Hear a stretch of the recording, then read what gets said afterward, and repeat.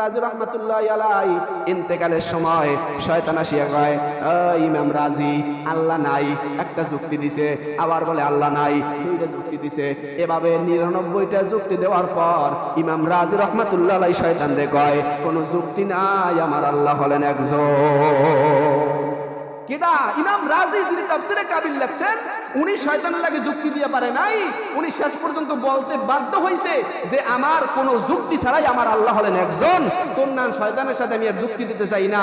তেমনি ভাবে কোনো মুসলমান যদি যুক্তির আলোকে কোরআনের আয়াতকে খুঁজতে চায়, কোরআনের কোনো মাসালাকে খুঁজতে চায়, আমি মনে করি বেঈমান হওয়ার সম্ভাবনা অবশ্যই আছে না নাই? আওয়াজ দিয়ে কোন মুত্তে মিয়া পানি লন না, টয়লেটের পরে টিস্যু লন না, আপনি যুক্তি খোঁজেন মিয়া। এত বড় একজন আলেম, যার ব্যাপারে বড় বড় আল্লাহওয়ালা বুজুর্গরা বলে আপনার পুরো শরীরে এলেমে ভরা, আপনি যান আপনার এলেম কমাই আসেন। এই ব্যাপারেও শয়তানের লাগে যুক্তি দিতে পারে নাই।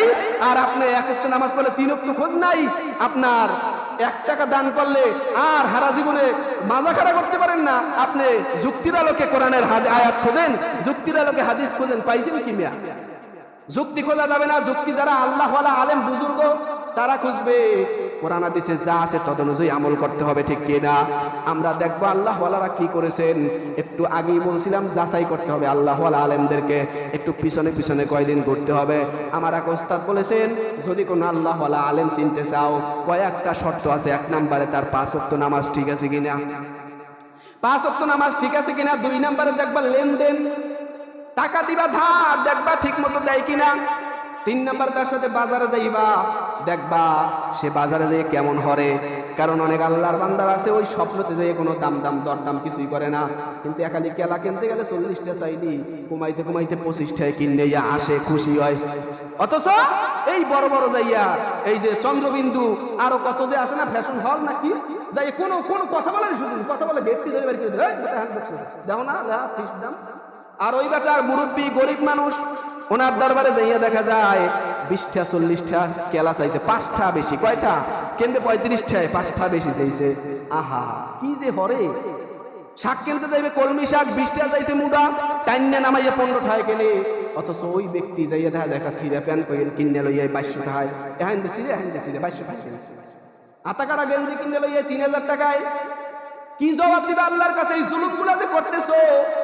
এটার দ্বারা কোনো লেনদেনের দ্বারা আল্লাহ বলা চেনার জন্য ওই ব্যক্তির সাথে একটু বাজারও যাইতে হবে, দেখতে হবে তিনি গরিবদের প্রতি কেমন সহানুভূতি, এতিমদের প্রতি কেমন সহানুভূতি। আল্লাহর রাসূল মানুষের প্রতি বড় দয়াবান মেহেরবান ছিলেন, মানুষকে অনেক বেশি ভালোবাসতেন, মহব্বত করতেন। এই জন্য বাবারা, আল্লাহওয়ালা আলেম ছাড়া কিন্তু দুনিয়াতে নাজাত পাওয়ার কোনো সুযোগ নাই। আল্লাহওয়ালা আলেমদের সাথে সম্পর্ক রাখবেন, দেখবেন আল্লাহ তাআলা এমন স্থান থেকে আপনাকে রিজিকের ব্যবস্থা করে দিবে যেই বিষয়টা আপনি কোনোদিন কল্পনাও করতে পারেন নাই। আল্লাহ তাআলা অনেক ভালোবাসবে। আল্লাহ তাআলা বলেন, ওয়ামাই ইয়াত্তাকিল্লাহা ইয়াজআল লাহু মাখরাজা ওয়া ইয়ারযুকুহু মিন হাইসু লা ইয়াহতাসিব। আল্লাহর ভয় যার মধ্যে থাকবে, আল্লাহ তাকে এমন স্থান থেকে রিজিকের ব্যবস্থা করবেন সে কল্পনাও করতে পারবে না। বলেন সুবহানাল্লাহ। এখন যদি বলেন না, ঘরে বসে বসে বুখারী শিক্ষা, কোরআন শিক্ষা আল্লাহ আমল করবেন, তাহলে দেখেন মদিনার নবীকে পাঠানোর কিন্তু কোনো প্রয়োজন ছিল নাকি? আল্লাহ ডাইরেক্ট এটা কোরআন বাইতুল্লাহর মধ্যে পাঠাইতে পারতেন, বলে যে এই কোরআন নিয়ে সবাই লেখে নিয়ে আমল করলো, রসুলের দরকার নাই। এর মানে আল্লাহ আলেমের সাথে সম্পর্ক রাখতেই হবে। রাখতে হবে কি হবে না?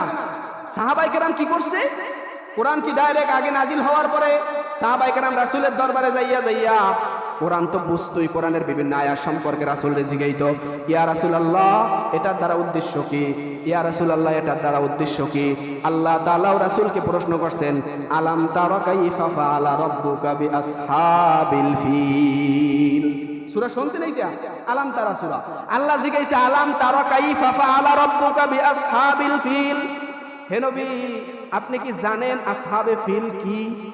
আসহাবে ফিল কি এটা কি আপনি জানেন? আল্লাহ তাআলা আর জিজ্ঞাসা না, রাসূলও কিছু জানেন না, বলেন নাই। কারণ রাসূলের জন্মের আগে সেই ফিলের ঘটনা হইছে। ওই যে হস্তি বাহিনী, আমাদের এই সপ্তাহ তাফসীরের আলোচনা কি না, এই সপ্তাহে কি আলোচনা? সূরা ফিল। ইনশাআল্লাহ আমাদের মসজিদে প্রতি সোমবার আমি যতটুকু আমার এলেম আছে ওই সূরা ফাতিহার আলোচনা আমাদের শেষ হয়ে গেছে। এই সপ্তাহে চলবে সূরা আলাম তারা। এভাবে ছোট্ট ছোট্ট সূরা যেগুলো কোরআনের আপনারা নামাজে পড়েন, এমন ভাবে আমরা আলোচনা করি যাতে নামাজের ভিতরে বোঝা যায় যে এই সূরাটার দ্বারা আল্লাহ কি বুঝাইছে, কি কইছে। বয়ান শুনলে বা ঘটনা শুনলে মনে থাকে না, ডাইরেক্ট কোরআন পড়বেন মনে থাকবে না, কিন্তু ঘটনা শুনাইলে কবে যে হুজুর ওই দিদি করলে, ও মনে আছে এই দিদি করলে। কথা বোঝেন নাই? রাস্তা রাস্তা অনেক মানুষই কয় শুনি, আরে হারা দিন পিজেই আলিফ কথা মুখস্থ করা যায় না, কিন্তু দুই একটা মাসলা বয়ানে শুনছে ওই যে কয় যে হুজুর দিয়ে ইয়ে করলে, এটা দিয়ে হারাম, এটা দিয়ে হালাল। অথচ কিতাবে যদি পড়তাম যে এইটা হালাল এইটা হালাল, হ্যাঁ মুখস্থ থাকতে না। এই জন্য আমরা এই সপ্তাহে আলোচনা এই আসহাবে ফিল। আল্লাহ তাআলাও রাসূলকে জিজ্ঞাসে, রাসূল বলেন আসহাবে ফিলটা কি? আল্লাহ রাসূল কোনো কথা বলেন নাই। আল্লাহ তাআলা বলেন আলাম ইয়াজআল কাইদাহুম ফি তাদলিল।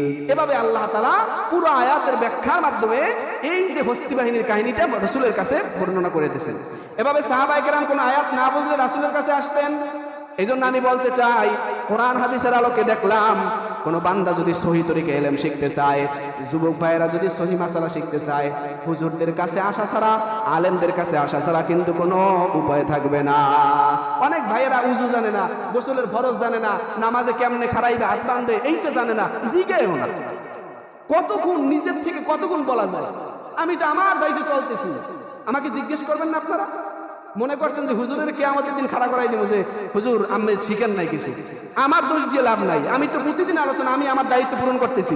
ওই আল্লাহ যদি বই যায় এরপর কিতাব পড়ে শুনাইতেছি আমি, জিজ্ঞা এই মুসল্লি যদি একজন থাকে আমি এখানে বইসা এলেম শিখাইতেছি, একজন থাকলে এলেম শিখে আমার দায়িত্ব আমি পূরণ করি। আল্লাহর কাছে কম আল্লাহ আমি চেষ্টা করছি, আপনারা একটু জিজ্ঞেন আমার কাছে কোন মাসলা লাগবে কি লাগবে, কোনোদিন তো দেখলাম না কেউ কিছু জিজ্ঞেস। কোন যুবক আসে না যে ফরজ গোসল এইটা জানে না, জিগায়ও না কি কি কারণে ফরজ গোসল হয়, অথচ সারা জীবন নামাজ পড়লে খোদার কসম গোসল ফরজ অবস্থায় যদি সে তাওয়াফ করে তার কপালে খালি গুনাহই লেখা হবে, তার কপালে জাহান্নামের আগুনই লেখা হবে, তার আমলে কোনো সওয়াব জমা হবে না।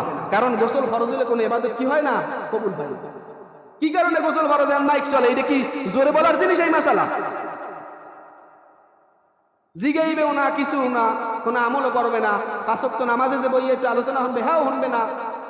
কত মাসালা চলে যাইতেছে, কত মাসালা বলতেছি, নামাজে আসলে তো জিজ্ঞেস করার সুযোগ হয় হুজুর এইটা কি হইবে। অনেক ঘটনা রাস্তায় ঘটে, অনেক ধরনের প্রশ্নের সম্মুখীন হয়, মনে করে যে জিজ্ঞা মোহনে আড়াই না, আর জিজ্ঞাও না। লেখকে রাখবেন যদি জান্নাত পাইতে চান, জাহান্নাম থেকে মুক্তি পাইতে চান, যেই বিষয়টাই সন্দেহ হবে হাতে বাইর করে আসতে লিখে রাখবেন, মোবাইল থাকলে লিখে রাখবেন যে আজকে হুজুর এটা জিজ্ঞামু, হুজুর এইটা আমি দেখছি রাস্তায়, হুজুর আমার দ্বারা এইটা হয়ে গেছে, কি হয়েছে তার দ্বারা আমি না জানলে, আমি তো বললাম আমি সব এলেম জানি না, কিন্তু আমার প্রায় 100 থেকে 150 জন আলেম আছে যাদের সাথে আমার সম্পর্ক আছে, আমার ওস্তাদ তারা, তাদের সাথে আমি সম্পর্ক রাখি, কল দিলে তারা ধরবে। আপনার যদি যাচাই করার প্রয়োজন হয় আপনারা যাচাই করে দেখবেন, তারা বিজ্ঞ আলেম, ভালো ভালো মাদ্রাসা থেকে ফারেক হয়েছে, আপনার সব মাসালার উত্তর সহি তরিকায় দেওয়া হবে ইনশাআল্লাহ। কিন্তু আল্লাহর রাস্তায় জিজ্ঞেস করেন, আল্লাহ তাআলা বলেন ফাসআলু আহলা যিকরি ইন কুনতুম লা তা'লামুন, তোমরা যা জানো না, যারা জানে তাদের কাছে জিজ্ঞেস করো। ইনশাআল্লাহ আমাদের যে সমস্যা হবে আলেমদের কাছে জিজ্ঞেস করব তো ইনশাআল্লাহ, বলেন সবাই। যে সমস্যা হোক, ঘরের মধ্যে হোক, বাহিরে হোক, রাস্তায় হোক, অফিস আদালতে হোক, আলেমের কাছে জিজ্ঞেস করবো। নাম্বার নিয়ে যাবেন, হুজুর কল দেবেন, যে কোনো সময় কল দেবেন, হুজুর কি হয়েছে, এইটা সমস্যা হয়ে গেছে, হুজুর এটার দ্বারা শরীয়তের মাসালা কি, যে কোনো বিষয়ে আলেমদের সাথে পরামর্শ করেন। ইনশাআল্লাহ আশা করি আল্লাহ তাআলা সহি তরিকায় আমাদের রাখবেন, আমাদেরকে জান্নাত পর্যন্ত নিয়ে যাবেন ইনশাআল্লাহ।